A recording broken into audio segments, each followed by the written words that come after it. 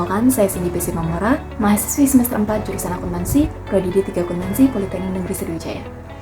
Dalam video kali ini, saya akan membahas mengenai hal-hal yang berhubungan dengan break-even point. Di antaranya adalah faktor-faktor yang bisa mempengaruhi besarnya laba, tentuan penjualan minimal dalam konsep break-even point, dan yang terakhir perhitungan serta metode break-even point.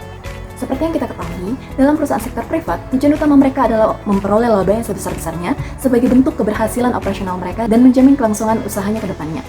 Agar perusahaan dapat memperoleh laba sesuai dengan apa yang mereka targetkan, ada beberapa faktor yang mempengaruhi. Ada dua faktor. Yang pertama itu faktor internal dan yang kedua adalah faktor eksternal. Secara internal, laba ditentukan oleh volume penjualan, harga jual produk, efisiensi biaya produksi, serta strategi pemasaran yang digunakan. Sementara itu, secara eksternal, laba dipengaruhi oleh kondisi ekonomi makro, seperti inflasi, suku bunga, nilai tukar, serta tingkat persaingan di pasar. Kebijakan pemerintah, perubahan preferensi konsumen, perkembangan teknologi industri, serta ketersediaan bahan baku turut serta mempengaruhi secara eksternal laba yang akan diperoleh oleh perusahaan. Selain laba atau rugi, ada kondisi di mana perusahaan berada di titik impas, yaitu perusahaan tidak mengalami kerugian ataupun keuntungan. Titik impas ini yang kita kenal sebagai break-even point.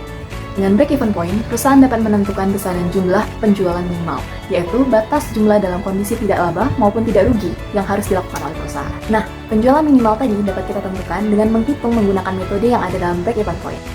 Metode yang pertama yaitu BEP unit. BEP unit ini digunakan untuk mencari unit minimal yang harus diproduksi oleh perusahaan agar perusahaan berada di kondisi impas, di mana mereka tidak mengalami kerugian ataupun keuntungan.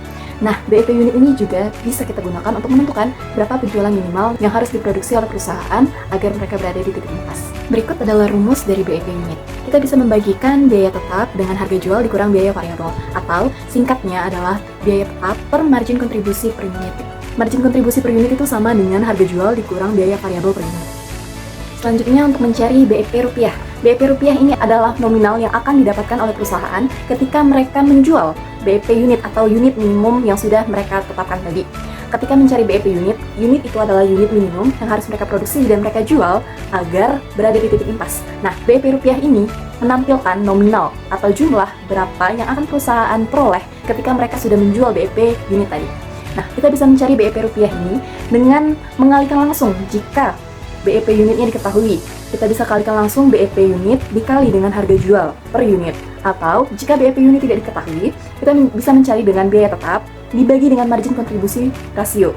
Bagaimana mencari margin kontribusi rasio? Mencari margin kontribusi rasio kita bisa menggunakan rumus harga jual dikurang biaya variabel per unit dibagi dengan harga jual dan dikali 100%, maka kita akan mendapatkan margin kontribusi rasionya. Yang ketiga yaitu BEP target laba. Ini muncul jika perusahaan menetapkan suatu target laba untuk periode 1 bulan berjalan. Cara mencarinya yaitu biaya tetap ditambah target laba dibagi dengan margin kontribusi per unit. Tadi sudah kita sebutkan bahwa margin kontribusi per unit itu sama dengan harga jual dikurang dengan biaya variabel per unit. Maka dapatlah margin kontribusi per unit. Berikut contoh soal perhitungan break-even point yang kita tampilkan di sini, yaitu PT Duya merupakan sebuah perusahaan yang memproduksi minuman kemasan cup. PT Duya memiliki data biaya pada bulan Maret sebagai berikut. Biaya tetap yang dimiliki bulan Maret adalah sebesar 15 juta. Biaya variabelnya per cup itu adalah Rp800 dan harga jual per cup yaitu Rp2.000. Yang diminta adalah hitunglah BEP unit dan BEP rupiahnya. Lalu jika PT Duya ingin mendapat laba sebesar 9 juta rupiah pada per bulan, maka berapa cupkah minuman yang harus diproduksi oleh PT Duya? Dengan rumus yang sudah kita jabarkan tadi, BEP unit PT Duya adalah sebagai berikut.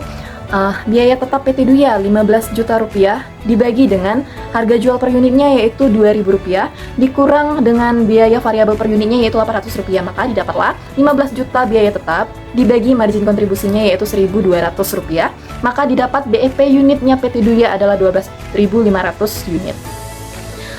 Karena kita sudah mengetahui berapa BEP unitnya dari PT Duya pada bulan ini, maka kita bisa langsung menghitung berapa BEP rupiah yang dimiliki oleh PT Duya, yaitu kita langsung mengalihkan BEP unitnya tadi 12.500 unit dikalikan dengan harga jual per cup yaitu Rp2.000, maka PT Duya akan mendapatkan nominal sebesar 25 juta rupiah jika menjual 12.500 cup minuman kemasan. Selanjutnya, jika target laba yang diinginkan oleh perusahaan adalah 9 juta rupiah, maka berapa unit yang harus mereka produksi agar mencapai target laba tersebut? kita bisa menambahkan berapa biaya tetapnya dengan target laba yang dimiliki perusahaan. Di sini biaya tetapnya adalah 15 juta rupiah dengan target laba adalah 9 juta. Lalu kita bagikan dengan margin kontribusi. Sesuai dengan yang kita bahas tadi, margin kontribusi itu sama dengan harga jual dikurang dengan biaya variabel per unit. Maka didapat margin kontribusi per unit. Nah, karena sudah mengetahui berapa margin kontribusi per unitnya, kita bisa langsung membagikan tadi biaya tetap ditambah dengan target laba, yaitu 15 juta ditambah 9 juta rupiah.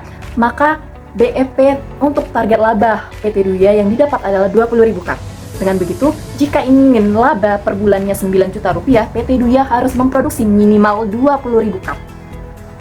Sekian pemaparan dari saya. Thank you for watching.